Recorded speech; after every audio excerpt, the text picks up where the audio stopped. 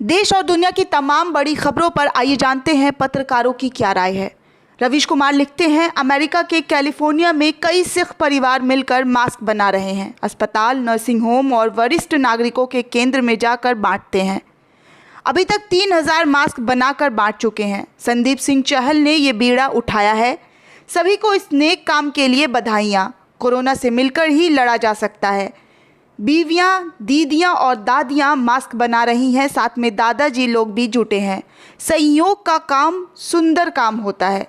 तस्वीर भेजने के लिए मनजिंदर भाई का शुक्रिया। यही असली वसुदेव कुटुंबकम है। आगे फिर से रवीश कुमार लिखते हैं, तेल का तेल निकल गया है। तेल पानी से भी सस्ता हो गया है। आज अंतर्राष्ट्रीय बाजार में कच्चे तेल की कीमत $2 प्रति बैरल से भी कम हो गई है। इस हिसाब से भारत में पेट्रोल 4 रुपये लीटर हो जाना चाहिए, लेकिन लोग मारे खुशी के 70 रुपये लीटर से कम में नहीं खरीदना चाहते हैं। और ख़रीद कर करेंगे भी क्या? कार तो चल नहीं रही है। कहीं ऐसा ना हो कि 4 आने में 2 मन के भाव वाले ज़माने में हम लौट आएँ। हम सभी की ज़िंदगी नाजुक मोड़ पर है, जहाँ सस्ता और महंगे का फ़र्क बेईमानी हो चुका है। आगे नितिन ठाकुर ने लिखा है, पाल घर की घटना जिस तरह अंजाम दी गई, अब वो इस देश में नया नहीं रहा। अलग बस ये है कि इस बार दलित, अल्पसंख्यक या कोई कमज़ोर इसका शिकार नहीं हुआ। 2 साधु और एक ड्राइवर घेर कर मारे गए हैं। दोनों साधुओं का संबंध अखाड़ा परंपरा के सबसे ताकतवर जूना अखाड़े से है। संभवतः यही कारण है कि 24 घंटे में गृह मंत्रालय ने महाराष्ट्र सरकार से रिपोर्ट तलब कर ली।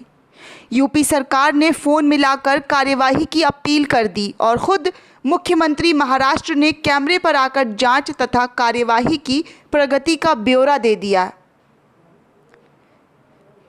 पहले पहल मरने वालों के कपड़े देखकर कुछ लोगों ने इसे तब लिखा तो अब क्यों नहीं लिखते, मौका माना। लेकिन जब पता चला कि खून की प्यासी भीड़ वो नहीं है जो समझी जा रही है, तो उत्साह शांत पड़ गया। ये धार्मिक कारणों से उपजी घटना थी ही नहीं, एक गलत फहमी थी जिस वजह से लिंचिंग हुई।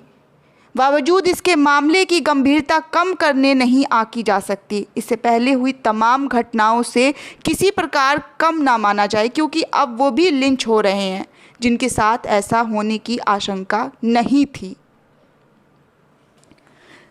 क्राइम रिपोर्टर शम्स ताहिर खान ने करीब पौने 2 साल पहले 26 जुलाई 2018 को एक लेख लिखा था। तब उन्होंने एक आंकड़ा इसमें शामिल किया था। उन्होंने बताया था कि 4 साल में मॉब लिंचिंग के 134 मामले सामने आए हैं और एक वेबसाइट का कहना है कि 2015 से लेख लिखे जाने की तारीख तक 68 लोगों की जानें जा चुकी है। लेख में विश्लेषण करते हुए शम्स ने बताया था कि केवल गौरक्षक के ही नाम पर 85 गुंडागर्दी के मामले सामने आ चुके थे, जिसमें 34 लोग मारे गए और 249 लोगों को अधमरा कर दिया गया। साफ है कि 50% मामले गौरक्षक के नाम पर अंजाम दिए गए हैं। गाय के नाम पर हुई गुंडागर्दी के अलावा बाकी मामलों में बच्चा चोरी का शक, किसी और प्रकार की चोरी का संदेह या फिर वारदात करके भागने वालों की लिंचिंग शामिल है। पालघर में भी शक बच्चा चोरी का ही था। यदि अपराध की प्रकृति की बात छोड़ दें तो ये खतरनाक है कि इस दशक में अचानक ही लिंचिंग की असभ्य और बर्बर प्रवृत्ति बढ़ी है। मानवाधिकार कार्यकर्ताओं ने मांग रखी कि संसद विशेष तौर पर मॉब लिंचिंग के खिलाफ एक नया कानून लेकर आए। एक ऐसी स्वाभाविक है क्योंकि हत्या का ये तरीका इससे पहले अफ़गानिस्तान या पाकिस्तान के उन हिस्सों से अधिक सुनने में आता रहा है जहां जनता की चुनी गई सरकार की पकड़ कमज़ोर है। लेकिन किसी देश में या इलाके में लिंचिंग होना जिनके हम मुख्यधारा के साथ चलने का गुमान पाले बैठे हैं, बेहद अफसोसजनक है। मॉब लिंचिंग करने वालों के हौसले कितने बुलंद है, ये ऐसे समझिए कि पालघर में साधुओं की हत्या से एक दिन पहले वहीं डॉक्टर्स और पुलिस पर हमला हुआ था, ऐसी जानकारी मिली है। फिर साधुओं वाला मामला हुआ जहां पुलिस ने पहले उन्हें बचा लिया, लेकिन जीप में बैठाने के दौरान लोग फिर भड़क उठे और 3 निर्दोष को मारकर दम लिया। हद तो तब हुई जब अगले दिन पुलिस गाँव में आरोपियों को गिरफ्तार करने पहुँची और एक बार फिर भीड़ हिंसा का सामना करना पड़ा। क्या लिंचिंग करके बच निकलने की आश्वासित इस दुस्साह का कारण है? सुप्रीम कोर्ट तक मॉब लिंचिंग को लेकर फिक्र जाहिर कर चुकी है। सरकार ने तो कह दिया था कि मौजूदा कानून पर्याप्त है और नए कानून की ज़रूरत नहीं। यहाँ तक कि तत्कालीन गृह मंत्री ने तो 1984 में सबसे बड़ी लिंचिंग हुई थी जैसा बयान देकर वॉट अबाउटरी खेली थी। लेकिन अब जो मौका मिले तो उनसे पूछा जाना चाहिए कि आपका क्या कहना है। वैसे कुछ गाइडलाइंस लिंचिंग पर सुप्रीम कोर्ट ने पहले से जारी कर रखी है। साल 2019 में आज तक में प्रकाशित लेख उनमें से कुछ यूं है। पहला, सभी राज्य सरकार अपने यहाँ भीड़ हिंसा और मॉब लिंचिंग की घटनाओं को रोकने के लिए प्रत्येक जिले में एक नोडल अधिकारी की नियुक्ति करेंगे जो पुलिस अधीक्षक एसपी रैंक या उससे ऊपर के रैंक का अधिकारी होना चाहिए। इस नोडल अधिकारी के साथ डीएसपी रैंक के एक अधिकारी को भी तैनात किया जाना चाहिए। यह अधिकारी जिले में मॉब लिंचिंग रोकने के लिए स्पेशल टास्क फोर्स का गठन करेंगे जो ऐसे अपराधों में शामिल लोगों, भड़काऊ बयान देने वालों और सोशल मीडिया के जरिए फेक न्यूज़ को फैलाने की जानकारी जुटी आएगी और कार्रवाई करेगी। दूसरा, नोडल अधिकारी स्थानीय खुफिया इकाई और एसएचओ के साथ नियमित रूप से बैठकर करें ताकि ऐसी वारदात को रोकने के लिए कदम उठाया जा सके। साथ जिस समुदाय या जाति को मॉब लिंचिंग का शिकार बनाए जाने की आशंका है उसके खिलाफ बिगड़े माहौल को ठीक करने की कोशिश की जाए। तीसरा, राज्यों के डीजीपी और गृह विभाग के सचिव, जिलों के नोडल अधिकारी और पुलिस इंटेलिजेंस के प्रमुख नियमित रूप से बैठक करें अगर किन्हीं दो जिलों के बीच तालमेल को लेकर हो रही दिक्कतों को रोकने के लिए कदम उठाया जा सके। चौथा, पुलिस अधिकारी दंड प्रक्रिया संहिता यानी कि सीआरपीसी की धारा 129 में दी गई शक्तियों का इस्तेमाल कर भीड़ को तितर-बितर करने का प्रयास करें। पांचवा, केंद्रीय गृह विभाग की मॉब लिंचिंग की घटनाओं को रोकने के लिए राज्य सरकारों के बीच तालमेल बैठाने के लिए पहल करें।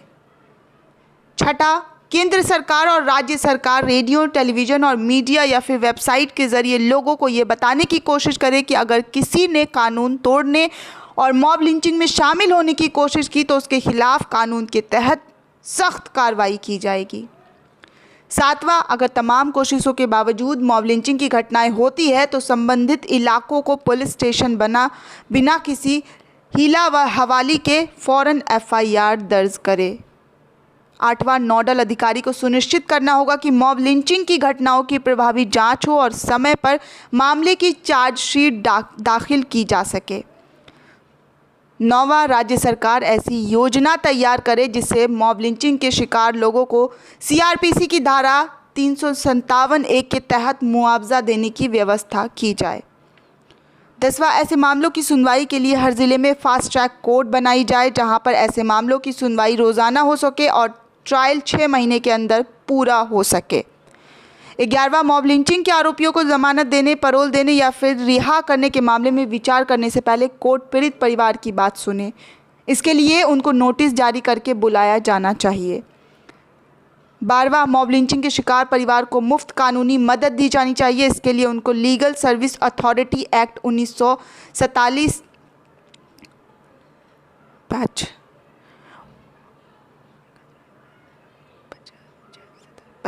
एक्ट 187 के तहत फ्री में एडवोकेट उपलब्ध कराना चाहिए। 13वां, अगर कोई अधिकारी अपनी ड्यूटी निभाने में विफल रहता है या फिर मामले में समय पर चार्जशीट फाइल नहीं करता है तो उसके खिलाफ डिपार्टमेंटल एक्शन लिया जाना चाहिए। इसके अलावा यूपी लॉ पैनल में ना तो ऐसे मामले में फांसी की सज़ा देने की सिफारिश तक की थी। अब आप उपरोक्त गाइडलाइंस पढ़ने के बाद तय कर लें कि लिंचिंग को लेकर सरकार कितनी गंभीर है। पालघर लिंचिंग में मरने वाला एक शख्स 70 साल की आयु का था। भीड़ की निर्दयता का अनुमान लगा लीजिए। भीड़ में छुपा हर हमलावर संभव्यता यही सोचता है कि ऐसी हत्या का अकेला वो जिम्मेदार नहीं ठहराया जाएगा। समूह में मिलने वाली सज़ा भी अक्सर कम हो जाती है, लेकिन सुप्रीम कोर्ट ने लिंचिंग में शामिल एक आदमी की जिम्मेदारी तय करने का आदेश दिया। यूपी के मुख्यमंत्री ने बेहद तेज़ गति से महाराष्ट्र के मुख्यमंत्री को फ़ोन किया था, जिसमें मालूम चलता है कि वो इस घटना से बेहद आहत थे। क्या उम्मीद की जा सकती है कि वो अपने सूबे में भी ऐसे ही किसी घटना की पुनरावृत्ति ना हो, उसका इंतज़ाम सुप्रीम कोर्ट की गाइडलाइंस को ध्यान में रखकर करेंगे? खुद महाराष्ट्र के मुख्यमंत्री के लिए तो ये खासकर ज़रूरी है, क्योंकि वो जिस दल के मुखिया हैं वो भूतकाल में अक्सर झुंड में मारपीट करते देखे गए हैं। आज जब दल सत्ता में है तो उसके ऊपर अतिरिक्त जिम्मेदारियां हैं। आदित्य ठाकरे ऐसे मामलों में उम्मीद जगाते हैं। वो युवा हैं और आधुनिक महाराष्ट्र के प्रतिनिधि हैं। उन्हें विशेष तौर पर प्रयास करना चाहिए कि झुंड बनाकर किसी की हत्या का अब कोई केस राज्य में ना हो। आगे ज़ियागम मुर्तज़ा लिखते हैं, हरियाणा के सोनीपत जिले में छतेरा गांव में आसिफ अली, फजल मोहम्मद, अब्दुल हक, दिलशाद अली की लिंचिंग की कोशिश। मालवाहक ट्रेलर लेकर गुवाहाटी से लौट रहे थे। गुड़गांव में ट्रेलर खड़ा करके गजरौला लौट रहे थे। आगे सलीम अख्तर सिद्दीकी लिखते हैं, अरब देशों का ही तेल बिकना बंद हुआ, बाकी पूरी दुनिया में तो आयात निर्यात के रिकॉर्ड टूट रहे हैं, क्यों भक्तों। अली जाकिर भी लिखते हैं, तराजू के एक पलड़े पर सारी देशभक्ति और राष्ट्रवाद रख दीजिए और दूसरे पलड़े पर अल्लामा इकबाल के कौमी तराने की 2 लाइन, सारे जहां से अच्छा हिंदुस्ता हमारा, हम बुलबुलें हैं इसकी ये गुलसिता हमारा, रख दीजिए, ये तो पलड़ा भारी पड़ेगा। आगे गिरीश मालविया ने लिखा है, आज विश्व में बहुत बड़ी खबरें सामने आ रही हैं। जैसे अमेरिका राष्ट्रपति डोनाल्ड ट्रंप ने मंगलवार सुबह ट्वीट कर ऐलान किया कि अमेरिका में अलग आदेश तक किसी बाहरी के बसने पर रोक लगाई जाती है। उत्तर कोरिया के तानाशाह किम जोंग उनकी हालत नाजुक है, ब्रेन डेड होने की अटकलें हैं। अमेरिका व्हाइट हाउस ने आरोप लगाया है कि चीन कोरोना के जरिए मुनाफा कमाने के लिए प्रोटेक्टिव सूट यानी कि पीपीई और अन्य मेडिकल सामानों की जमाखोरी कर रहा है। 2020 में कच्चे तेल $66 प्रति बैरल से घटकर आज माइनस में चले गए हैं। चीन पर हुई कई देशों का गुस्सा फूट रहा है। जर्मनी के अखबार ने तो 12.41 लाख करोड़ रुपए का हर्जाना मांग लिया है। वहीं WHO के महानिदेशक टेड्रोस एघोरैबस ने कहा कि कोरोना का अभी और बुरा दौर आना बाकी है। साफ है कि वैश्विक परिदृश्य बहुत तेज़ी से बदल रहा है। भारत की सरकार इन सभी परिस्थितियों से कैसे डील करेगी, ये बहुत महत्वपूर्ण सवाल है।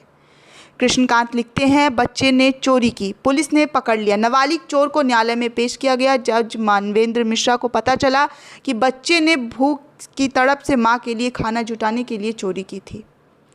बच्चे के बाप की मौत हो चुकी है, मां मानसिक विक्षिप्त है और एक छोटा भाई है। ये नाबालिग मजदूरी करता है। लॉकडाउन में काम बंद हो गया है। मजदूर बच्चा मां और भाई को खिलाने के लिए चोरी करने पर मजबूर हुआ। ये परिवार एक झोपड़ी नुमा घर में रहता है, जिसे आप झोपड़ी भी नहीं कह सकते। छत के नाम पर सड़ा हुआ फूस है। उनके पास सोने के लिए चारपाई तक नहीं, उनके पास खाने पीने का संकट है। जज ने आरोपी को सज़ा देने के बजाय उसे राशन और अन्य चीज़ें मुहैया कराने का आदेश दिया है। उसकी विपक्ष मां के लिए कपड़े दिलाएं। अधिकारियों को आदेश दिया कि उसे हर संभव सरकारी मदद योजनाओं का पूरा लाभ दिया जाए। अदालत ने हर 4 महीने में किशोर से जुड़ी प्रगति रिपोर्ट सौंपने को निर्देश पुलिस को दिए हैं। इसके अलावा जज ने बीडीओ के परिवार को राशन कार्ड, सभी सदस्यों को आधार कार्ड, किशोर की मां को विधवा पेंशन, गृह निर्माण के लिए अनुदान राशि समेत सभी ज़रूरी दस्तावेज तैयार करने के लिए कहा है। मामला बिहार के नालंदा ज़िले का है। ये फैसला मानवता और न्याय की मिसाल है। जज को ये समझना होता है कि कोई अपराधी है तो क्यों है, उसकी ही तरह उसकी तह में गए बिना आप न्याय नहीं कर सकते। हो सकता है संसाधन संपन्न होकर वो बच्चा बेहद योग्य और प्रतिभाशाली होता, लेकिन भूख ने चोरी करने पर मजबूर कर दिया। इस कोरोना ने हमारी एक ऐसी कमज़ोरी को उभारा है जिसे सालों से दबाने का प्रयास किया जा रहा था। करोड़ों की संख्या में ऐसे लोग हैं जिनका एकमात्र समस्या है पेट भरना। भूख मनुष्य को अपराधी बना देती है। आगे वसीम अकरम त्यागी लिखते हैं, लिंचिंग इस देश के लिए अभिशाप है। लिंचिंग अब सामान्य अपराध है।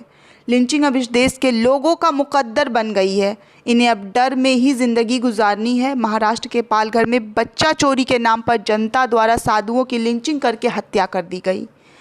मध्य प्रदेश में पुलिस द्वारा 50 वर्षीय वंशी कुशवाहा को पुलिस ने इतना पीटा कि उसकी मौत हो गई। इससे पहले यूपी के तांडा में बिस्कुट खरीदने गए एक दिहाड़ी मजदूर रिजवान को पुलिस ने इतना पीटा कि वो मर गया। ऐसा ही सहारनपुर में हुआ। पुलिस ने लॉकडाउन के नाम पर एक युवक को पीट कर लहू लहान कर दिया। अब वह अस्पताल में ज़िंदगी और मौत के बीच जूझ रहा है। पुलिस अपने तरीके से लिंचिंग कर रही है, जनता अपने तरीके से लिंचिंग कर रही है और सोशल मीडिया और आईटी सेल अपने तरीके से लिंचिंग कर रहा है। सवाल है कि किससे कहें। कौन सुनेगा। यहाँ कृष्णकांत से कुछ शब्द उधार ले रहा हूँ। हम किसी किसी की निंदा कर किस किस की निंदा करें। जनता की शिकायत पुलिस से कर सकते हैं।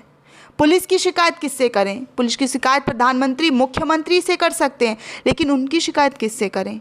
चौकीदार ही चोर हो जाने का संकट बड़ा विचित्र होता है।